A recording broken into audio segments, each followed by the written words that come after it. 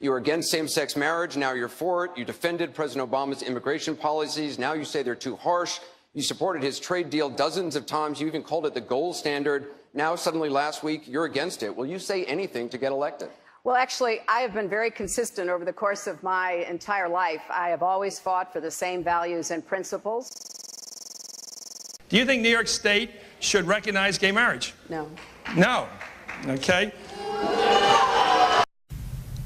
I believe that marriage is not just a bond, but a sacred bond between a man and a woman. I have not supported same-sex marriage. I have supported civil partnerships and contractual relationships. I support marriage for lesbian and gay couples. I support it personally and as a matter of policy and law. So you're saying your opinion on gay marriage changed, or you changed your mind? I have to say, I think you are being very persistent, but you are playing with my words and playing with what is such an important issue. I'm just trying to clarify so I can understand. No, I don't think you are trying to clarify. I think you're trying to say that, I used to be opposed and now I'm in favor and I did it for political reasons, and that's just flat wrong. So let me just state what I feel like you are implying and repudiate it. I have a strong record. I have a great commitment to this issue, and I am proud of what I've done and the progress we're making. Yeah, I'm sorry, I just want to clarify what I was saying. No, I was saying that you maybe really believed this all along, but, believed in gay marriage all along, but felt for political reasons America wasn't ready yet and you couldn't say it. That's what I was thinking.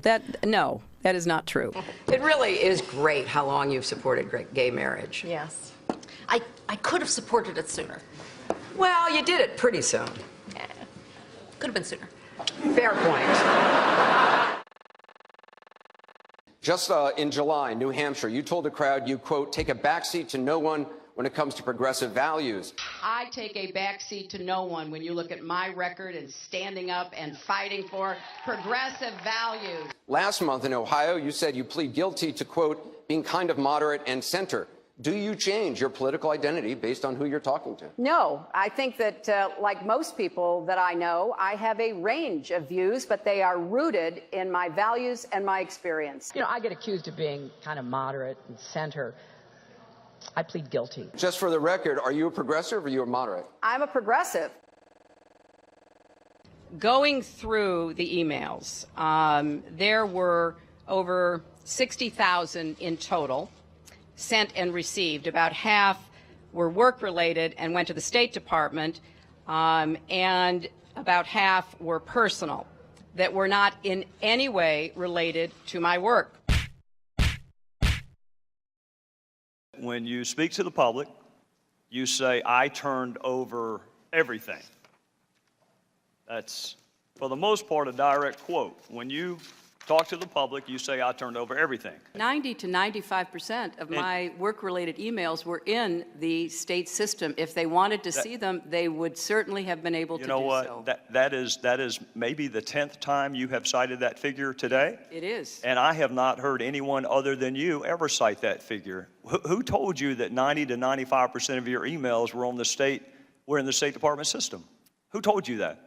We learned that from the State Department in their analysis of the emails that were already on the system. The Inspector General report found that less than 1% of State Department emails, record emails, were captured. So they give a number of less than 1%, and you give a number of 90%. I have absolute confidence that everything that could be in any way connected to work is now in the possession of the State Department. This pile represents the emails that you sent or received about Libya in 2011, from February through December of 2011. This pile represents the emails you sent or received from early 2012 until the day of the attack. There are 795 emails in this pile. We've counted them. There are 67 emails in this pile in 2012. And I'm troubled by what I see here. I can only conclude by your own records that there was a lack of interest in Libya in 2012. The server contains personal communications from my husband and me. Only time I got on the internet, I did 2 emails, and I ordered Christmas presents from a reservation. Otherwise, I found people said embarrassing things on emails. I didn't want to be one of them.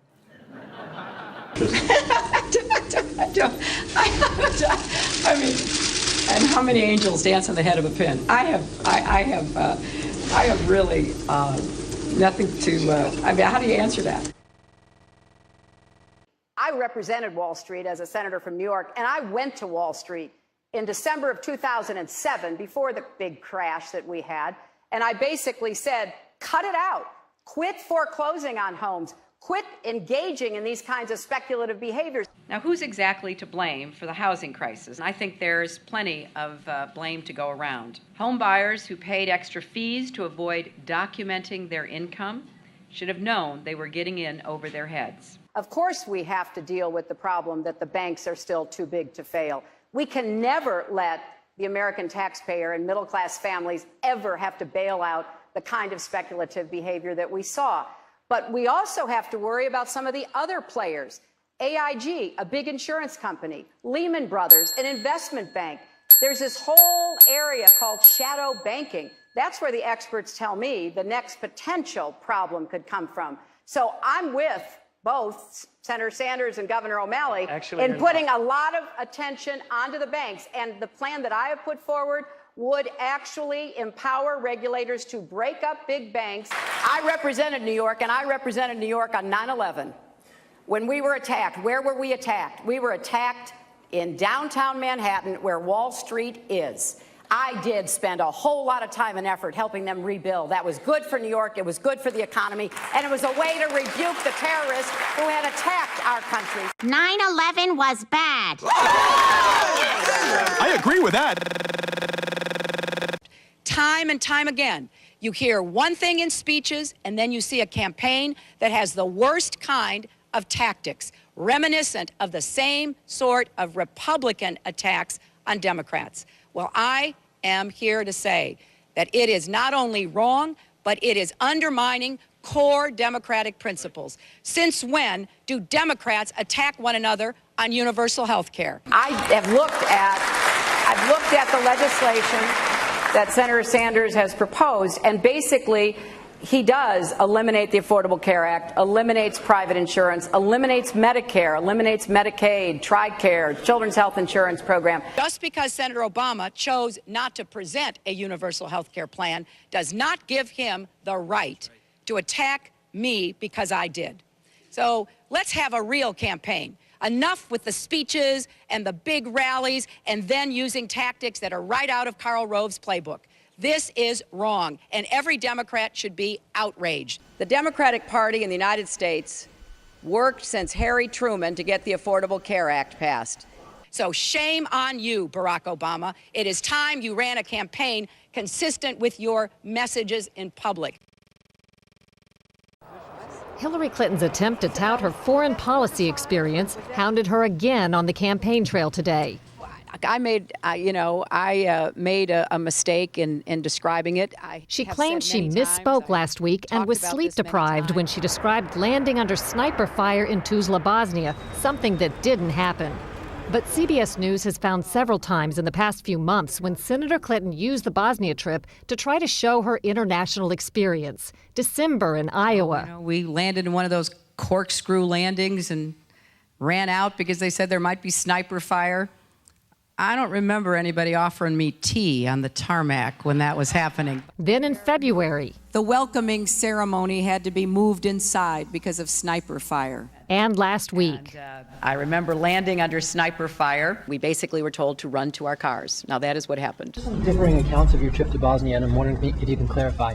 I know you recalled, ducking under sniper fire, and Sinbad in his account, who was on the trip, he said that the most dangerous part was remembering where he was going to eat next. He's a comedian, Jeff. He's a comedian. So you actually recall, hearing gunfire, and were you when we were flying into Bosnia, we came in a evasive maneuver. There was no greeting ceremony, and we basically were told to run to our cars. Now, that is what happened. After CBS News video showed what really happened when she landed and greeted officials, Senator Clinton maintained there were risks, but explained to the Philadelphia Daily News why she was seen on the Bosnian tarmac greeting a young child if it was really so dangerous.